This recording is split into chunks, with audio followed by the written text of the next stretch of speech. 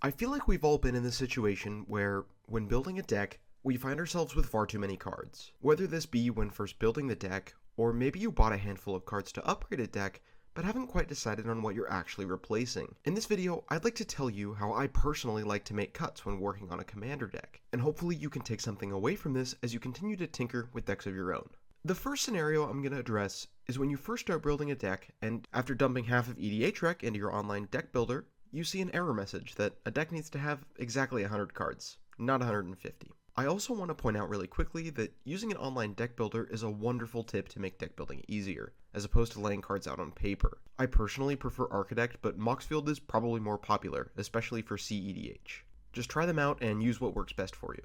Once you see all the cards in your deck laid out, I start by choosing the number of lands I want to run. This is based on the average CMC of the non-land cards in the deck, as well as other factors like my desired play pattern and what kind of ramp I imagine myself running.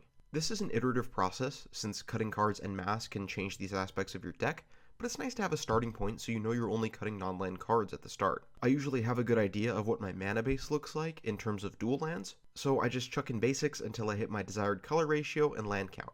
Now that you have this figured out for now, you can look back at non-land cards and go from there. I personally find it really helpful to sort decks into categories based on what they do. There are a couple evergreen categories that could belong to any deck, like ramp, card draw, removal, etc., but you'll probably need to make a few custom ones based on what your deck is doing. Let's take my absolutely horrible Shattergang Brothers deck, for example. This deck wants to make a bunch of sacrifice fodder, usually in the form of tokens, and use my general to sacrifice these to control the board. There's a ton of cards that get me value from sacrificing things, so eventually I can snowball out of control. Because of this, I've made categories labeled sack fodder and sack value, as well as one named recursion since there's a handful of cards in the deck that help me get back some of the non-token stuff I sacrifice. Additionally, I've foregone the card draw category because that usually comes in the form of sack value, and I didn't want to subdivide too much. This whole process can be difficult when you have cards that perform multiple functions for your deck, like, say, Skull Prophet in a self-mill deck. I like to group them based on the primary function the card can perform. In the case of Skull Prophet, I categorize it as ramp, since that's really why this specific card is in the deck. Once you've sorted your cards into categories, you'll likely find a few things. The first thing you'll probably notice is that you have some categories that only fit a couple cards. Depending on what the category itself is, that may be an indication that those cards in that category may be a bit too unfocused for what the deck wants to do. This isn't always the case though. In my Shattergang deck, I have a protection category that includes only Swiftfoot Boots and Lightning Greaves. Even though these cards don't necessarily contribute much focus to my deck, they're still both really good and really important to my game plan. So it does take some critical thought on whether a category that's scant with cards is unfocused in the grand scheme of things versus just being a really small subset of your deck.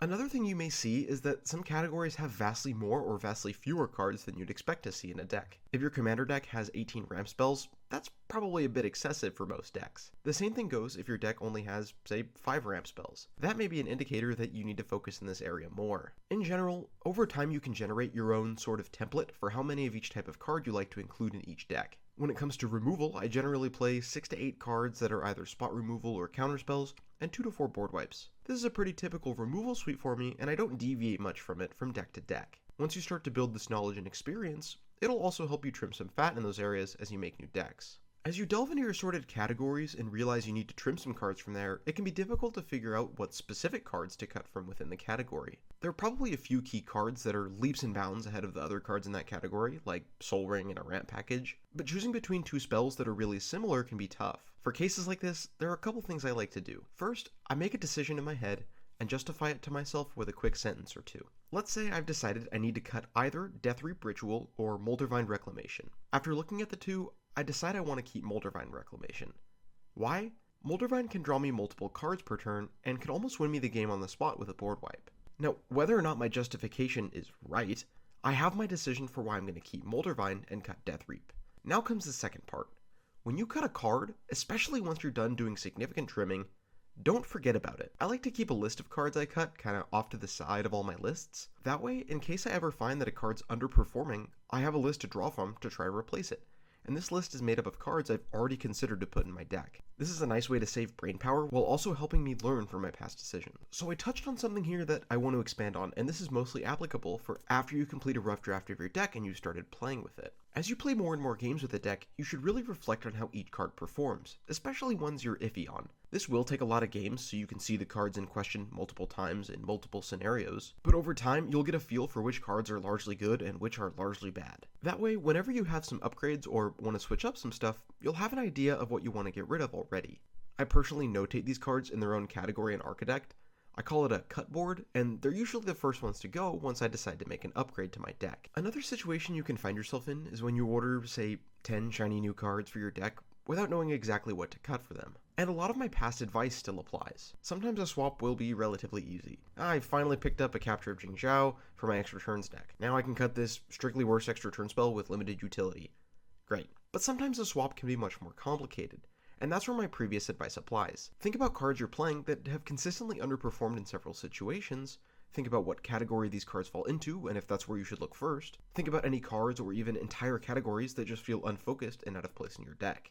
Another method you can use to cut cards is how fun they are. I personally cut Turgid for my Shattergang deck pretty fast, because it made every game super miserable, including for myself. And I'm not saying you have to cut cards that other people don't like, but for me, playing cards that are miserable for everyone else can just make a bad experience for the table, so I usually end up cutting them. A less spoken aspect about these cards is that it can give other people a less favorable view of your deck. For all intents and purposes, my Shattergang deck is not very strong.